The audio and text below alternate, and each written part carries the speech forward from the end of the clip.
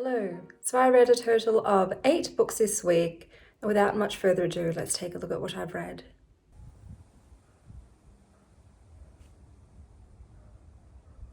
So I just read Spells for Getting by Adrienne Young. This was read as part of my Wild Ones book club, so you will see my opinions on it in the reading vlog.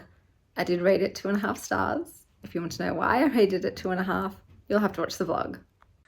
Okay, so today I have a very tough conversation coming up with my partner, pretty much talking about, the future of our relationship. And so I woke up today with my stomach in knots, like just that horrible feeling of like a stone in your stomach.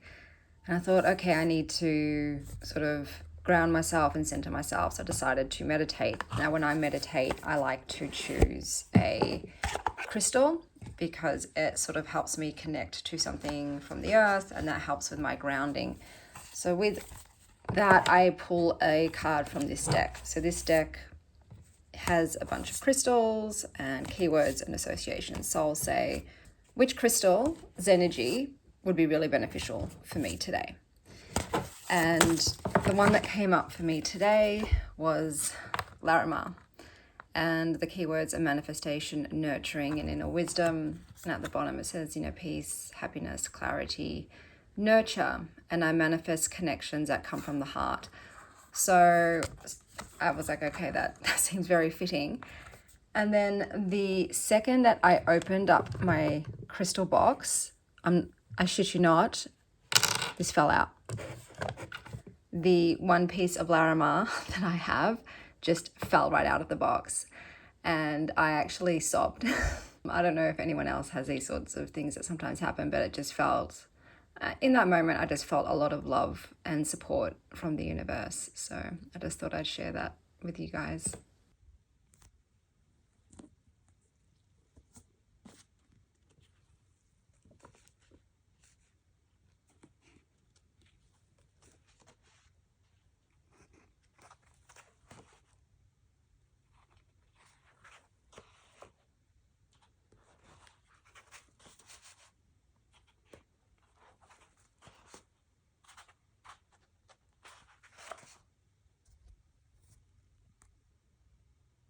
So I just finished flipping through that soft minimal book.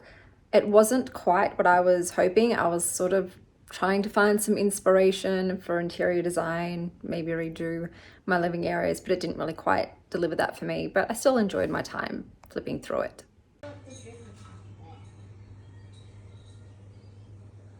Hello, so I thought I'd just update you. So my partner of 3 years and I have decided that we are going to take a break from being a couple for a while and just focus on ourselves and just being friends. And at a later date, we'll reconvene and see whether, obviously, friendship is just a better dynamic and relationship for the two of us, or whether we think that we could possibly work at being a romantic couple again. But I was originally obviously a bit sad. This is a bit sad, but I'm actually okay. I think it is really good for me right now to focus on myself. I've been stalked by Miley Cyrus's song Flowers, and I'm really feeling that energy of, okay, I need to buy myself flowers and hold my own hand and really just do the whole self-love thing right now.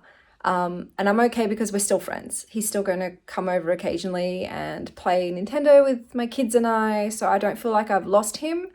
I'm still feeling very loved, and I'm just, redirecting my energy to myself and maybe to my other friendships that, you tend to neglect when you're in a romantic relationship. It tends to be my focus, and now my focus is back on moi and the other relationships I have in my life. So yeah, it's a new era. I'm doing okay, and I'm just taking it one day at a time. So my ex-partner, I'm just going to call him the dude because I hate saying ex-partner, potted my little plant, Persephone, and I put these like amethysty kind of glass pebbles around it. It's supposed to be purple, and I think it's kind of cute. I'm so happy she's finally potted and in her little place.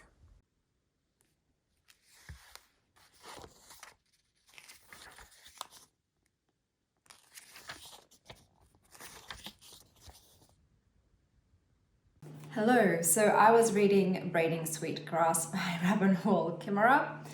I've decided to put it down because it's not quite what I was expecting. I was thinking more of a sort of factual nonfiction book, but this has almost an autobiographical quality to it. Sort of Robin's taking you through her life as an Indigenous Native American and her family's culture and their relationship to the land, and it's beautiful. The writing is very lyrical. It does feel like storytelling, and it's just not the mood I'm in at this moment, so I've decided to put it down. So today is also Valentine's Day, and I know that can be triggering for a lot of people. My personal view on Valentine's Day is not romantic partner focused at all. It is just a day where I show my friends, my family members, my kids and myself a lot of love and affection. I'm a big romantic and I love romantic gestures, and I give them to all the relationships in my life. It's not just romantic relationships. Normally I am more of a giver than a receiver, but I did receive some things today and I just want to say thank you to those people. This red rose was given to me by my ex-husband. Thanks, man. Very unexpected. This was given to me by my best friend Kim, who's been a love of my life since we were 14. I love and adore you. Thank you. These are beautiful. You're the best. Speaking of another love of my life, my other best friend Kate. We've been together since we were 11. I was having my post-breakup breakdown with her where I was talking about my relationship that just ended, and I like to self-reflect and always think, like, how could I improve going forward as a partner, and maybe what's something that I could have done better in our relationship. And for me, that was a realization that I was holding my partner to a really unrealistic standard. And by that, I mean comparing them to the characters I read about in books and films. I have consumed thousands of epic love stories with these amazing people, but these people and these love stories are fictional. But when you read them, you get so immersed in them and you feel the emotions that it can't help but bleed into your real world expectations of a romantic partner. And I realized that I was doing this. And I'm bringing it up because I saw Harm's Honey, I think that's her name. I'll put her video down below. She made a post on her reading the book A Court of Mist and Fury. And anyone who's read that book will know it contains a character named Rysand or Rysand, however you pronounce his name. And he became an instant book husband to everybody. And I remember when I did read that book, I was with my ex-husband at the time. I remember thinking, why can't he be more like Rysand? Like, I want this. I want this right here. This kind of love. I want this person. Bro, Rysand doesn't exist. He was made up by a woman. And for me, it was like this sudden realization that I have been pining for these fictional characters in my real world. I've been expecting the real world people that love me to be these perfect beings, and that doesn't exist. We are all human. I am not perfect. I have issues. I have shortcomings. I have things that I'm not great with. And we all come from different childhoods. We have different traumas. We have different issues. We have different worldviews. We have different life experiences. And there is never going to be someone out there that is just perfect. That is that, I think, soulmate ideal that we dream of. Like, oh, this perfect human being that's never going to disappoint us and never going to cause conflict and doesn't have any issues of their own and just fill my life perfectly. Basically, I think all of the parts I love about myself, I want them in another human being. Like, I think that's what it is. I want me in another person, but only the amazing parts of me, and getting all that back so they can love me in the way that I want to be loved and that I show love and they think the same way. That's not great. That's not healthy. Really is not. And I didn't realize I was doing this, that I was waiting for this perfect love and thinking that anything less than that is settling, and it's really freaking not. And I looked at, like, what were some of the issues in my relationship, for instance, which was a great relationship. It really was. And it was rooted in friendship. And for me, like, I am someone who's very passionate, and I'm someone who's very, very physically affectionate. I have hands going all the time. I just want constant touching and kissing and amorous affection. And my partner is not that way. And he said, like, I'm just not this way. I'm, like, not handsy, and I don't express my affection in a physical manner, like, all the time, like you do. And I'm not you. And I just was like, well, you know, then there's got to be someone out there that has all of your good qualities plus this. Maybe, you know, I should be looking for that. I was just not content in the relationship because I was expecting so freaking much. I was expecting a perfect person. I was wanting a soulmate, that idea of a soulmate. And I think I need to take off these rose-colored glasses and look at the real world and be like, okay, enjoy your fictional characters, enjoy these written romances that are just the epitome of the ideal because a human being has created them. Like they're written, they're created, it's not the real world. Enjoy them, but leave them at the door when it comes to your real world relationships. And I need to reframe my idea of what a relationship is and to have more realistic expectations of what another human being can bring to that relationship. And understanding, looking at myself as well, being like, well, what are you bringing as well? What's the dynamic between the both of us when we're together, and not wanting the world from someone, especially to when I can't give the world to someone.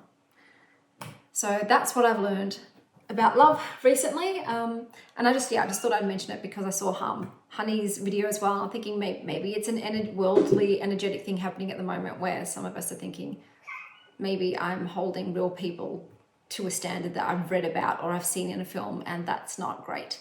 That's always just going to lead to disappointment, isn't it? So anyway, I'll catch you guys with my next book.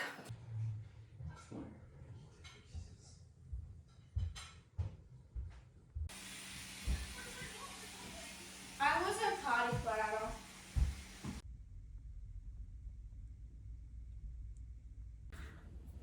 Yesterday afternoon, my grandmother, Kay, passed away. My mother was with her, and she said that my Nana opened her eyes and reached for my mother's hand, smiled at her, closed her eyes, let out a breath, and was gone. So even though we're sad, she really did have the best death possible for a human, I think, to have someone you love sitting next to you, holding your hand, and then just breathing out your last sigh and leaving. When I came later, see her before she was collected, she still had a smile on her face. Hey Sylvie. So even in death, she was smiling. She's just a beautiful lady, and I just wanted to acknowledge the wonderful human being my Nanna Kay was, and my mother for staying by her side night and day, sleeping next to her in her last weeks upon this earth. She was very lucky to have such a wonderful daughter by her side till the end.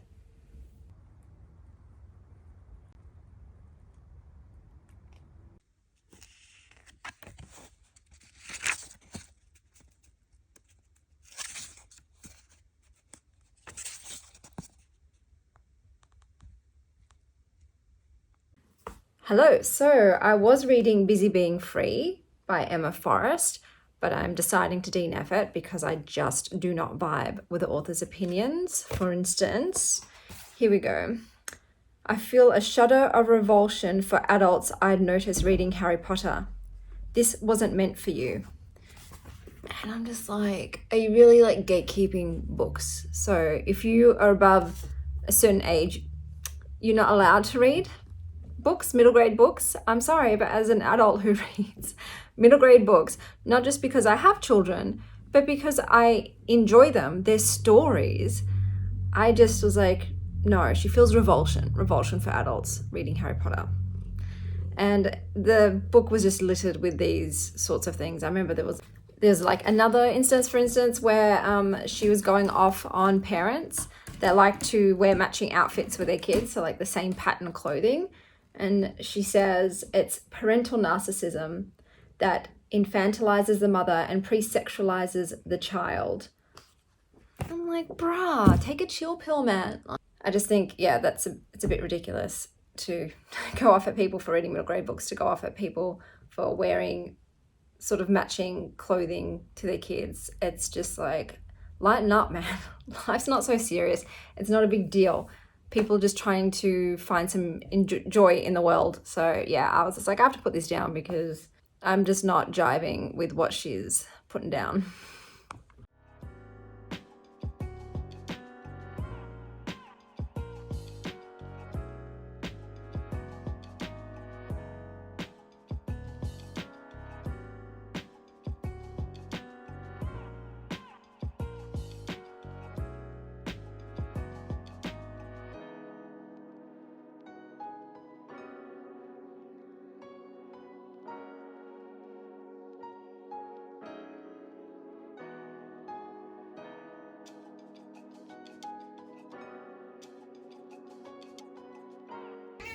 Today I read Big Magic. This is a middle grade book, so I'll talk about it in my kids section. I just did a nice little card pull, so I do them every single day. I play with my tarot and oracle decks for inner reflection or insight or divination, and it's just a really calming practice. And here's Sylvie.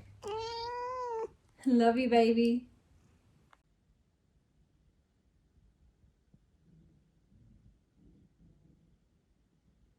Hi, and welcome to the end of this week. This week has been insane for me emotionally to go through a breakup and the loss of my grandmother, but I'm feeling okay. I think I just haven't really processed everything yet, and I'm a bit numb, but I'm sure that will pass once I've had some time to digest everything that's happened. But I did read one more book this week, and that was Fruiting Bodies by Kathryn Harlan. So this is a bunch of short stories. For me, I found some of the short stories really unsatisfying because they end sort of on a question mark. Like they end in the middle of a sentence and you're just sitting there thinking, but what happens? What happens next? How are you leaving me hanging like this? So those particular stories I found frustrating. I like a conclusion. I like everything wrapped up with a bow. I do not like anything unanswered. So I did find those short stories frustrating. But I would say my favorite one was Fiddler Fool Pair. This one centers around a woman, a human, who is pretty much doing an investigation on what seems to be fae creatures. And there's this sort of like poker game where fae and other creatures alike and humans go to place bets to win favors or wishes or things. And it's fascinating because they were betting things like, I bet the color red, meaning that if they lose, they can no longer see the color red anymore. Or more visceral, I bet 3 of my fingers, or I bet my speech. The first memory I ever had, the memory of my first kiss, the taste of blackberries and cream. So I loved reading about all the different things that they were betting. I found that really fascinating. And I started to think, what would I bet? What would I bet? The human woman, I think her name was Naomi. And she was playing a hand with 2 human men and the magpie, which the magpie to me is almost like she had like a Morrigan feel. And one of the human men has obviously had very bad hands for a long time. He's mute. He's lost almost all his fingers. He's lost his ears. This man is a husk. And the person next to him, I can't give anything away, but it is really fascinating and I loved it. So it was my favorite one. And like I said, it had a real fantasy book element to it. I wanted to see how this hand's going to play out. What are they going to win? Who's going to lose? And it was fascinating to see when, for instance, Naomi won a hand and she won like all of these things, how the person's memory went into her head. Like it was really fascinating. So that was my favorite. Some of these were so disturbing. So probably the most disturbing one to me was Fruiting Bodies, which is the name of this book, and the mushrooms. And I love mushrooms, man. But after this book, I don't think I can eat mushrooms for a while. So in Fruiting Bodies, there's a story of 2 queer women who are married, in a relationship, sort of living in this cabin in the woods, secluded, because one of the her partner has this condition where she grows mushrooms from her body, and different types of mushrooms. So she'll sprout a mushroom and then her partner will like cut it off with a scalpel, and then they cook and eat the mushrooms that have come from her body. And already I'm like, okay, it's a bit weird, it's a bit bizarre. But then there'll be a scene, for instance, the woman had sprouted a forest of enoki mushrooms between her breasts, and her wife just goes between her breasts and eats the mushrooms with her teeth, just rips them from the skin with her teeth. And I don't know, I just was like, oh, I feel like I'm going to throw up. Like, I understand loving your partner, but just the thought of also eating, like, I'm not a big raw mushroom fan, I must say. So just eating mushrooms from like someone's toes and stuff with my teeth from their body was a bit bizarre. It was a bit bizarre. Like, I don't know, the whole thing. And then there was like, the story involved a weird hiker dude that injures himself and pretty much hoists him upon their hospitality and stays at their house with really like no intention of leaving. And he keeps touching the women without their consent. And what I would like to say about this book is the whole story left me uncomfortable. The man made me uncomfortable. What happened between the women regarding the man, the whole eating mushrooms from the body, the whole thing just left me feeling really uncomfy. So, but like, hey, that's I guess that's a good story when you're having a very visceral reaction. I still enjoyed it. I read to the end. And yeah, some other things happened that I can't talk about in the book. That was one of the longest stories in here. But there's a total of 8 stories. Some of them were not that great. Like, I just didn't care about them at all. Some were great. Some were wonderful, really entertaining, really engrossing. And overall, I did like the author's writing style. Would I read short stories in the future? I don't know. I don't think so. It doesn't have enough for me. Like, the shortest story I think that I really thoroughly enjoyed is A Little Prince, but that has a culmination. So it goes full circle. It's a world story. Whereas these ones, most of them left me unsatisfied, except for The Fiddler Fool Pair. That one did wrap up, and I'm like, oh, okay. That's what I need. That's just what I need. I need an ending that's proper. And so that was my favorite one. But overall, what would I rate this? It's so hard because there's so many different stories. Some I really didn't enjoy, some I loved. I think it would average out to, I'm going to say 3.5. So I'm going to give this 3.5 stars. Hello. So today I read Cat and Cat, which is a children's graphic novel. I'll talk about that in my kids segment. I also read Not Your Average Hot Guy. Is that who's behind me? Sorry. And I decided to DNF that. It was about a woman who works at an escape room with her non-binary bestie, and then these dodgy dudes come in and summon a Prince of Hell. And the Prince of Hell is a man named Luke. And yeah, it was just so silly. It was so silly, and it just felt really dumb. Like, this guy's supposed to be Prince of Hell, and he's acting like a frat boy, and the way that everyone was talking was just so unrealistic. It felt really fake and silly, and for a situation that should be quite grave, like a demon from hell has been summoned, the chick and her friend were acting like it's no big deal, and they're like, hey, demon guy, can you give us a lift back to like my work, thanks. And everyone's acting like it's just no big deal, and it was, I don't know, like, yeah, I guess if I'm going to be reading a book about like demons and stuff, I guess I want them to be, it's not like they have to be more serious, but the characters have to be a bit more mature. These characters, even though they were adults, felt like 15-year-olds. And I just couldn't. I decided to read some reviews because I thought, is this going to get any better? But no, there was a lot of stuff about insta-love and everything's resolved in like 48 hours. And yeah, it was not for me. I wasn't feeling the romance. I wasn't feeling the humor. The best character was the non-binary friend, but that wasn't enough. That wasn't enough to keep me interested. It just felt farcical. So I decided to DNF it.